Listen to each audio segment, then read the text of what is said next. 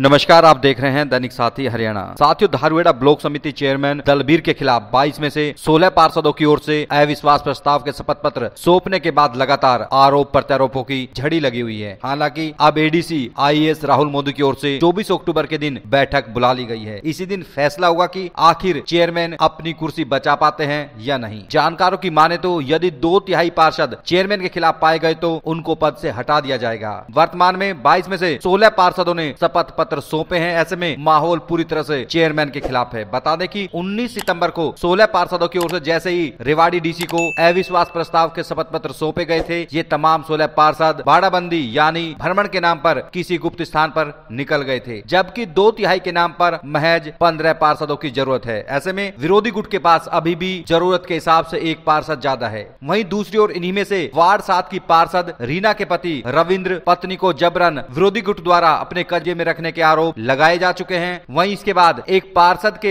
परिवार की ओर से भी धारुहेड़ा थाना में इसी तरह की शिकायत दी गई है। वहीं दूसरे गुट की ओर से भी पटौदी सहित अन्य जगहों पर चेयरमैन के खिलाफ कुछ इसी तरह की शिकायतें आई हैं। विरोधी गुट लगातार प्रशासन से बैठक बुलाने की जहां गुहार लगा रहा था, ऐसे में करीब 25 दिन बाद 24 अक्टूबर बैठक के लिए निर्धारित कर दी गई है। लेकिन दोनों ही गुट की ओर से लगातार शहमात का खेल चल रहा है। जानकारों की माने तो यदि चेयरमैन गुट अपने पक्ष में महज 8 पार्षद करने में भी कामयाब होते हैं तो अविश्वास प्रस्ताव स्वतः ही गिर जाएगा। हालांकि चेयरमैन गुट को 25 दिन से ज्यादा का समय मिलना भी उनके हक में जाता हुआ दिखाई दे रहा है, क्योंकि अगले एक सप्ताह दीपावली का पर्व है। ऐसे में पार्षद यदि घर आते हैं तो सेंधमारी हो सकती है। लेकिन जिस तरह से विरोधी गुट अभी तक एकजुट दिखाई दिया है, चेयरमैन के लिए मुश्किल खड़ी कर सकता है। वहीं दूसरी ओर महिला पार्षदों को जबरन अपने पास रखने की शिकायतों को लेकर Rewari DSP headquarter doctor Ravindra Singh से बात की गई। पुलिस का मानना है कि जबरन जैसी कोई चीज नहीं है, सब अपनी मर्जी से गए हैं। मसला पूरी तरह से राजनीतिक रूप से जुड़ा हुआ दिखाई दे रहा है, फिर भी जांच की जा रही है।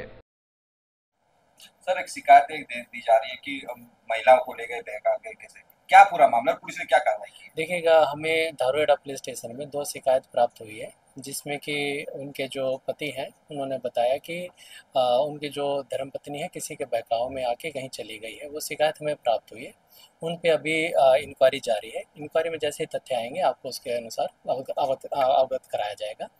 और इसमें एक चीज़ और बताना चाहूँगा मैं आपको कि बेसिकली जो आरोप लगाए गए हैं पति के द्वारा, उनको इन्वेस्टिगेशन ऑफिसर ने अच्छे से वेरीफाई किया है, कॉल डिटेल की करवाई गई है।